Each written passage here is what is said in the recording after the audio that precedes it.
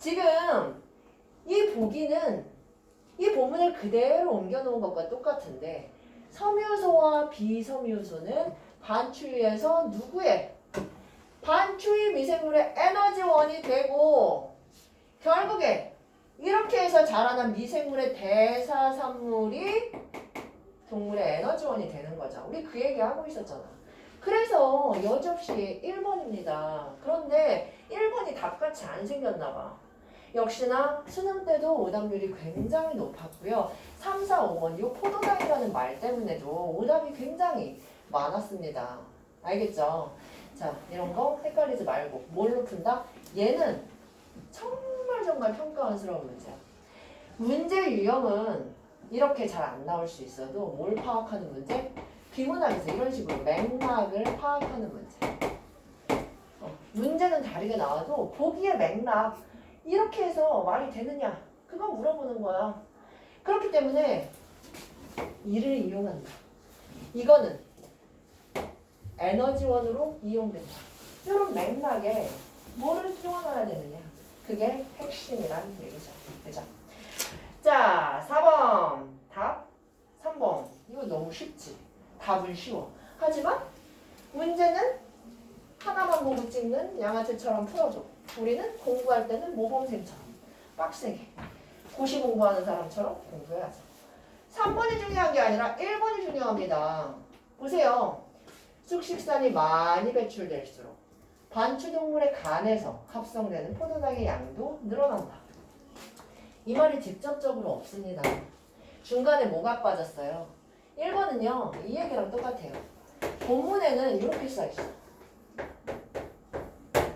그런데 1번은 야 이거 맞아? 맞잖아. 그치? 여기 중간에 B가 뭐야? 프로피온산 얘기가 들어갔어야 되죠. 그쵸? 여기 아까 왼쪽 마지막 단에 보면 요거에 대한 근거가 나와 있죠. 아 이렇게 낼 수도 있구나. 요건 이제 평가원 교육청에서도 자주 내고요. 아주 자주 나오진 않아. 왜 아주 자주 나오지 않을까? 어렵잖아. 이거 참 어렵습니다. 그냥 빨리 눈으로 보고서 다 마구 찾아야 되는데 이렇게 나오면은요 생각을 한 번 더 해야 되니까 참 난이도가 높아져요. 근데 요즘에 문제가 그렇게 작년에도 올해도 문제가 많이 어렵지 않았기 때문에 이런 게 좀 적었는데 알아둡시다. 니네 내년에 수능 볼 때 어려울까? 올해 쉬웠으니까? 올해 쉬워서 손해본 친구들이 좀 있거든. 보통 3등급이 손해를 되게 많이 봅니다. 1등급은 뭐 어차피 잘하니까. 그치? 이럴 때 다 맞으면 그래 다 맞아도 다 맞은 사람이 조금 많으니까. 그치? 근데 어쨌든 어려워도 어려운 만큼 좋죠 뭐. 우리만 잘하면 되잖아. 그치? 빡세게 해서 우리만 잘 봅시다. 뒤에 봅시다. 뒤에 건 약간 쉬워. 약간 쉽게 갑시다. 우리 여기 구조도도 그려오고 어휘도 확인하고 OX는 내가 빠뜨렸어. 다음 주에 줄게. 2019년도 수능 사회지문입니다.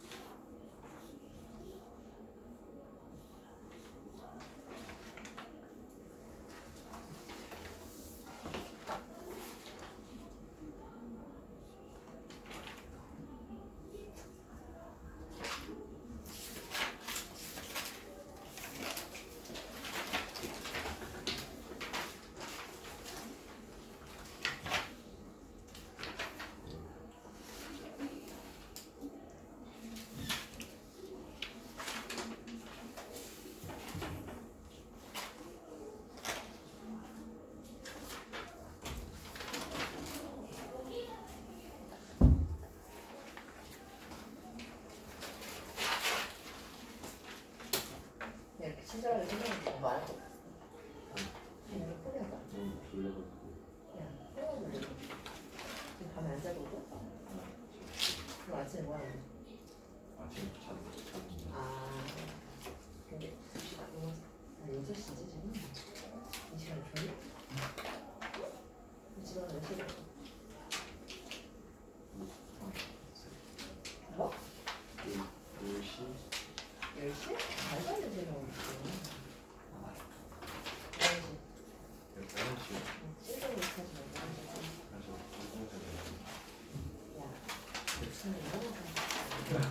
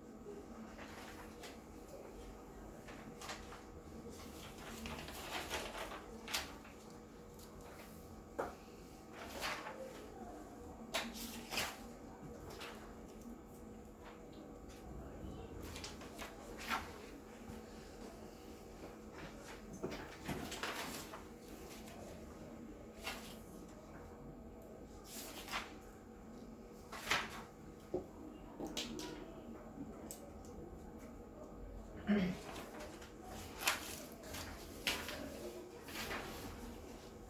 일 분만 더 줄게. 시단 앞으로.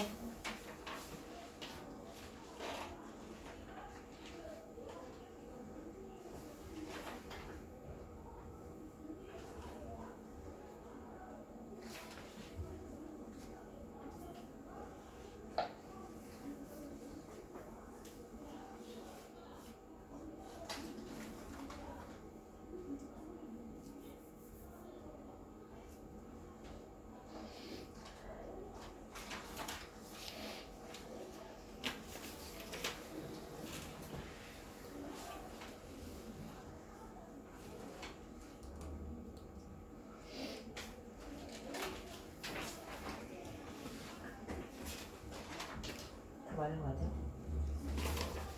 이거 몰라.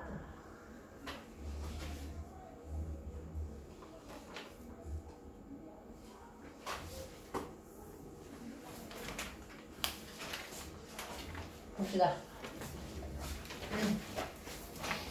얘는 아까보다 읽기 편하지 않아요? 정보량이 확 줄었어요. 게다가 중간중간에 의리 그림을 안 준다는 둥 중간 서사도 나와 있고 뭐 1문단도 첫 번째 문장, 두 번째 문장 별거 없잖아요. 그쵸? 그래서 편하게 읽히는데 막상 오답률이 너무 높아. 어려운 지문은 아니에요. 이거 자체로 이해하기 힘든 건 아닌데 너네가 사회 지문이 나오면 사회 경험이 부족하기 때문에 이런 상황, 채권과 채무에 대한 이해가 떨어진다. 이 지문은 채권과 채무에 대해서 굉장히 친절하게 알려주고 있고 기출에 채권, 채무 관련한 기본적인 비문학 지문이야.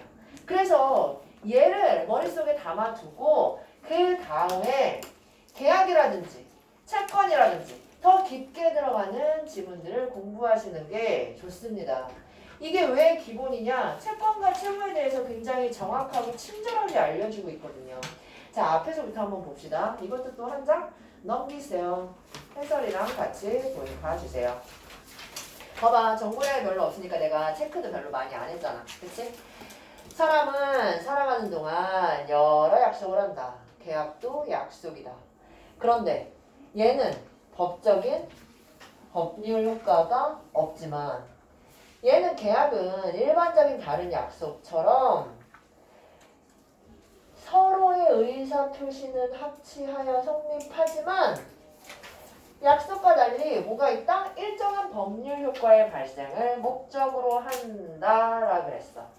자, 뭐 서로의 의사표시가 합치하여 일정한 법률 효과를 발생시킨다. 그게 뭐다? 계약이다. 그렇구나. 계약은 법적인 효력이 있구나. 근데 일방의 계약은 안 되고 둘이 서로의 의사표시를 해야지만 계약이 성립을 하는구나. 한 예로 매매 계약은 팔겠다의 일방의 의사표시와 사겠다는 상대방의 의사표시를 합치함으로써 성립하며 매도인이 뭐야? 파는 사람이야, 사는 사람이야? 파는 사람.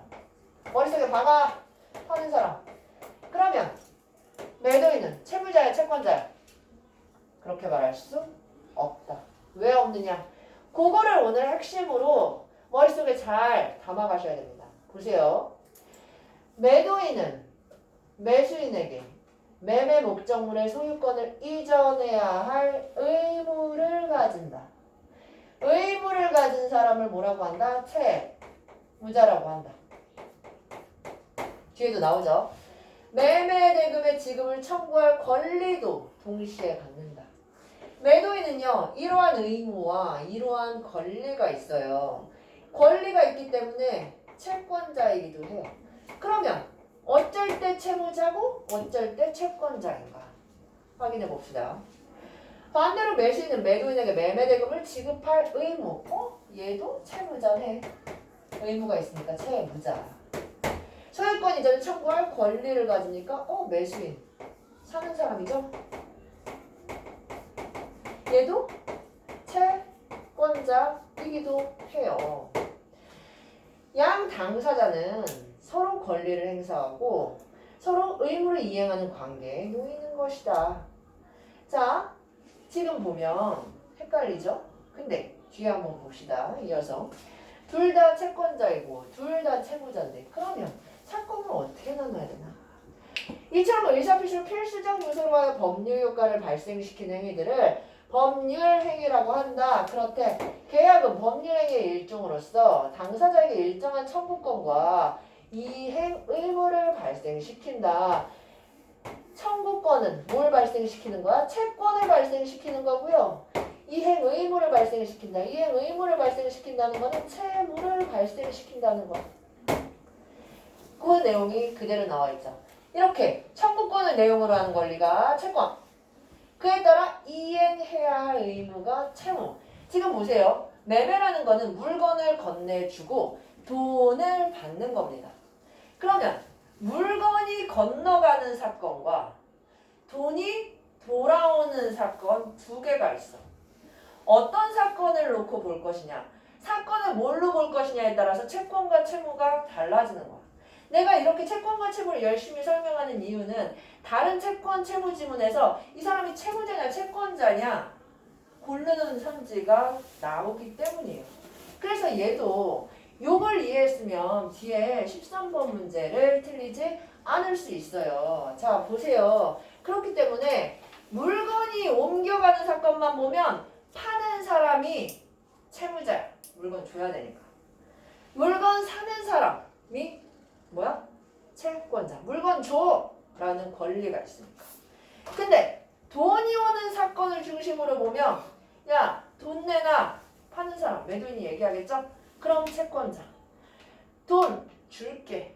제가 돈 드려야죠.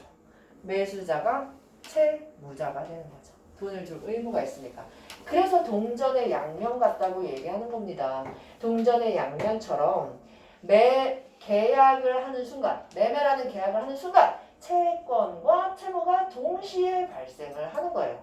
자, 근데 뒤에 채무자가 채무의 내용을 이행하여 채권을 소멸시키는 것을 변제라고 한다. 소멸이라는 단어가 나왔는데 이 소멸에서 주의하셔야 될 거는 소멸이라고 해서 공중분해되는 게 아니에요. 공중분해가 아니라 채무가 실현되면 어떻게 돼 얘들아? 권리가 실현되는 거죠. 채무가 실현되면 동시에 채권이 실현이 되는 거기 때문에 소멸이 아니라 둘 다 만족시키는 거니까 추가적으로 권리를 이행할 게 없다는 뜻이에요. 알겠죠? 여기에서의 소멸의 의미 잘 알아주세요. 공중분해가 아니라 둘 다 실현됐기 때문에 더 이상 추가적인 채권이 없다라는 거죠. 자, 그 다음에 재밌는 얘기가 나와요. 갑과 을은 을이 소유한 그림 A를 갑에게 매도하는 것을 내용으로 하는 계약을 체결했다. 을의 채무는 얘들아, 자 여기에서 니네 앞으로 뇌피셜 하지 마. 내 마음대로 생각하지 마십시오. 을의 채무에 지금 밑줄이 쳐져 있는데 문제에서 을의 채무는 니네 마음대로 결정하면 안 되고요. 여기 써 있습니다. 그림의 소유권을 갑에게 이전하는 것. 자, 그렇다면 을의 의무는 소유권을 넘겨주는 거기 때문에 갑의 채무는 뭐가 되는 거야? 소유권을 요구하는 거게 되겠지. 그치?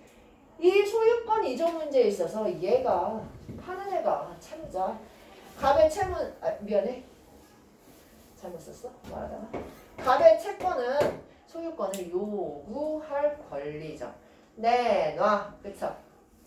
갑은 A가 너무 마음에 들어 인도받기 전에 대금, 전액을, 금전을 지급하였다. 아이고 이러면 안 되지. 그치? 우리 당근할 때도 물건 주지도 않았는데 돈 주면 안 되는 거랑 똑같죠. 그죠? 갑이 아무리 A를 넘겨달라고 해도 을은 인도해주지 않았다. 갑이 사적으로 물리력을 행사하여 해결하는 것은 엄격히 금지된다. X 쳐놓으세요. 부정적인 서술 집중하세요.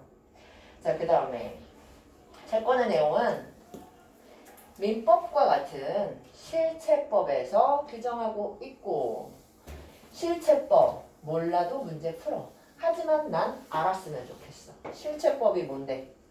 권리와 의무의 실질적인 사항을 규정하는 거. 그게 뭔데?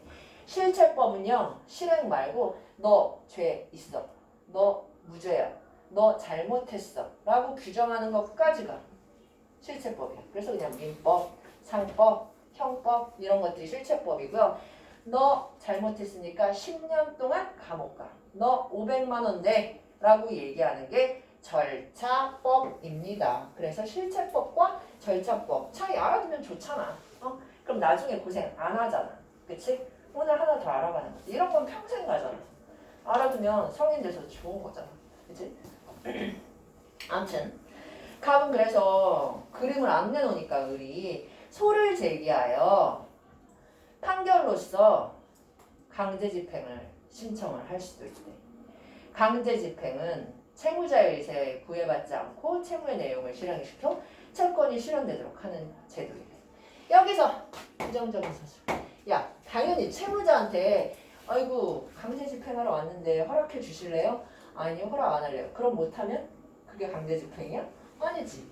채무자의 허락을 안 받으니까 강제집행이겠죠. 그림 안 주면 가서 법원에서 그림 그냥 떼우는 거야. 채무의 내용을 실행시켜서 채권을 실현하도록 한다. 그렇죠? 어떤 채권? 그림 내놔. 그 권리를 실현시키는 것이다. 근데 사정이 있어. 을이 그림 A를 넘겨주지 않은 까닭은 매매 대금을 받은 뒤에 받았어. 이미 받은 다음에 돈 받은 다음에 계약한 다음에 을의 과실로 그림이 없어졌어. 그래서 채무는 불가능한 계약, 이행 불능이 된 거야. 그러니 소송에서 불가능한 내용을 이행시키라는 그런 생떼는 쓰지 않겠죠. 자, 만약에 계약 체결 전에 소실됐으면 갑이 무효 소송 안 하고 애초에 무효야. 또 부정적인 서술이야. 애초에 무효이다. 이건 사회 지문에서 자주 나오는 뭐다? 조건이다. 조건. 불타 없어진 그림이 불탄 게 계약 전이냐? 계약 후냐? 계약 전이면 어떻게 되는 거야? 계약 자체가 무효. 근데 계약 후면 갑이 뭘 해야 돼? 갑이 채무자의 과실 때문에 일어난 거라면 채무자가 책임을 지면서 갑이 뭘 해야 되느냐? 봅시다. 뭘 해야 되는지.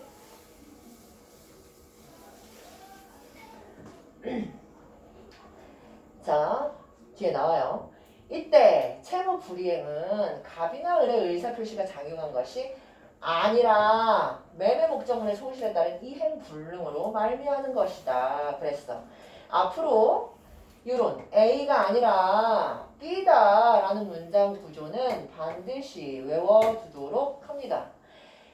부정적인 서술이 나왔을 뿐만이 아니라 뒤에를 강조하고 있어요. 이 문장 구조가 답으로 굉장히 답의 근거로 자주 나옵니다. 알겠죠? 여기서도 마찬가지야. 의사 표시는 없는데 이행불능이 됐어. 이러한 사건 둘 다 의사 표시가 없는 아무 짓도 안 한 사건 누구도 아무 짓도 안 했는데 사건이 일어났단 말이야. 그 사건도 뭐래? 법률 효과가 발생한다 라고 얘기하고 있습니다. 자, 그래서 이런 을이 책임져야 되기 때문에 갑은 계약 해지 권리가 생겨요. 그래서 애초에 계약이 무효가 아니라면 계약 해제권을 발동을 시켜서 계약 해제를 요구를 합니다. 이때는 당연히 뭐 일방의 의사 표시만으로 성립한다. 나 이 계약 해제하겠소. 갑이 말하면 을의 승낙은 필요 없다는 거야. 그치? 자, 그래서 을의 승낙이 필요 없기 때문에 얘를 뭐라고 한다? 단독 행위라고 얘기를 한다.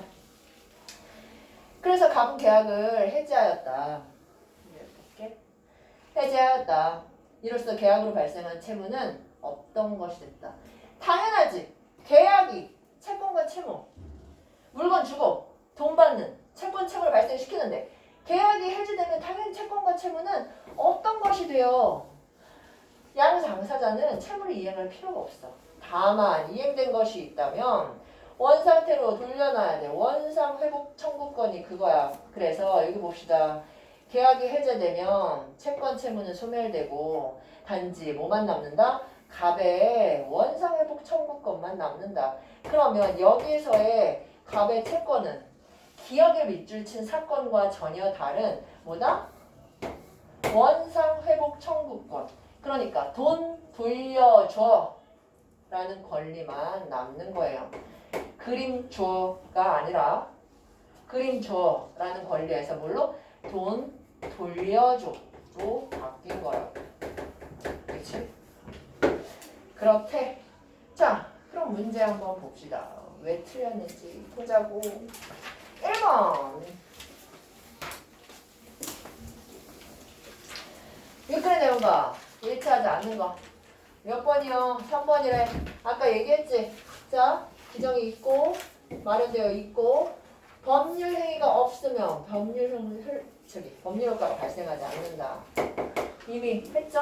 사건만으로 법률 행위가 발생을 하죠. 아무 짓도 안 해요. 아무 짓. 자, 1번 괜찮고 2번 봐봐.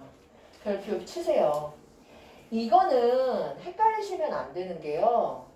우리가 을의 채무와 갑의 채권을 이미 이해했으면 별거 아니야. 자, 보세요. 을의 채무는 아까 뭐라 그랬어?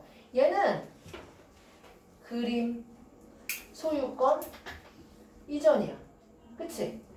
이게 의무야. 갑의 채권은 뭐라 그랬어?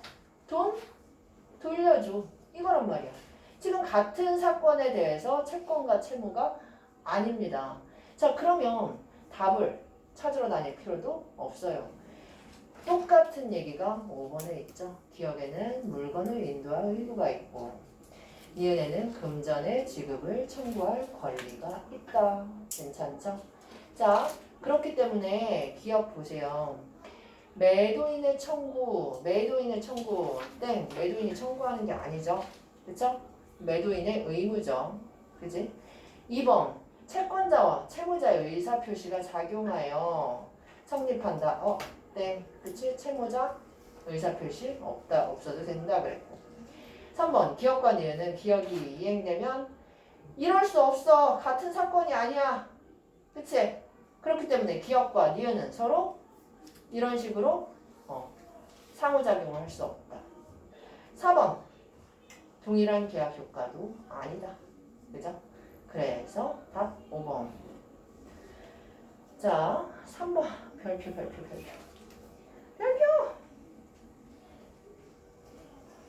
다시 보자. 자, 봐봐. 지금 보면 증여, 유언, 보기에 증여와 유언이 나와 있고 본문에 나온 매매 이 세 가지를 비교하래. 증여부터 하나씩 봅시다. 증여를 보니까 당사자가 자기의 재산을 무상으로 상대방에게 줄 의사를 표시. 아, 당사자가 의사 표시하네. 그치? 상대방이 이를 승낙을 했네. 그러면 증여는요. 상호 뭐가 있어? 의사 표시가 있어. 맞지? 자, 그런데 증여자만 우리 앞으로 이러한 부사에 주의하셔야 됩니다. 증여자만 오직 얘만 이행 의무를 진대. 이행 의무가 뭔데 얘들아? 이행 의무가 뭡니까? 채무죠. 그쵸? 증여자만 채무자라는 얘기입니다. 여기에 채권자가 있어요. 증여자만 이행 의무를 진다고 했기 때문에 채권자가 없습니다. 자, 그런데 유언은요. 사망과 동시에 일정한 법률 효과를 발생시키는데 유언자의 의사 표시만 여기도 그치? 표시만으로 유효하다. 그러면 유언은요 상호 의사 표시가 아니라 일방의 의사 표시야. 그치? 서로 내가 저 유언 받을게요. 유산 받을게요. 이렇게 얘기 안 해도 된단 말이야.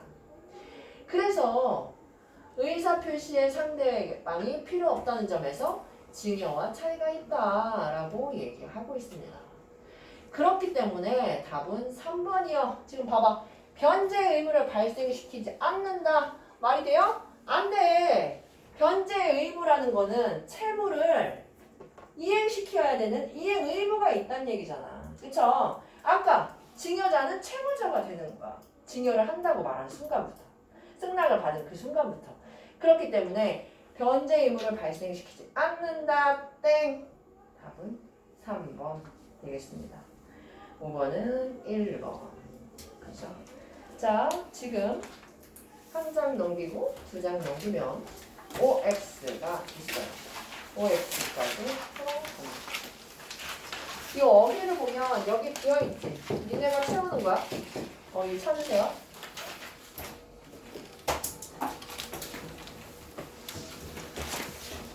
OX 풀어봐. 17쪽이요. 쌤, 네. 3번은 그냥 넘기신 거예요? 3번 있었는데 안 했어? 어. 네. 네. 다시 봐. 미안해. 잘 얘기했어. 매우 좋은 자세야. 3번. 가해 상황에 대한 설명으로 적절한 거. 얘들아, 몇 번이야? 1번. 어쩐지 시간이 조금 빨랐네 했는데 3번이 맞췄구나. 3번. 1번. 의뢰과실로 이행 불능이 되어 갑의 계약 해제권이 발생한다. 가해 상황이 어떤 건데 봅시다. 결국 채무는 이행 불능이 되었다. 뭐 때문에? 의뢰 과실로 라고 하고 있지. 의뢰 과실로 그림이 없어져서 이게 불가능하게 됐다. 그러면 이 상황 뭐라고요? 계약은 정상이야. 계약은 불이 일어나기 이전에 맺어진 거기 때문에 계약 자체가 무효가 되는 게 아니라 뭐다? 갑의 계약 해제권이 발생해야 되는 거죠. 그쵸? 그래서 2번은 소를 제기한다고 해서 그림 돌려받을 수 없고 그림 A 이거 못해. 이게 다 불가능한 일이야. 그리고 4번은 아까 말했죠? 조건에 안 맞습니다. 계약 이후에 불탔기 때문에. 자, 그리고 의뢰 잘못이기 때문에 의뢰는 채무 불이행에 대한 책임을 지지 않는다. 땡. 책임져야죠. 그죠? 자, 그래서 3번의 답은 1번 OX 말씀해주세요. 질문 있으면 하시고요.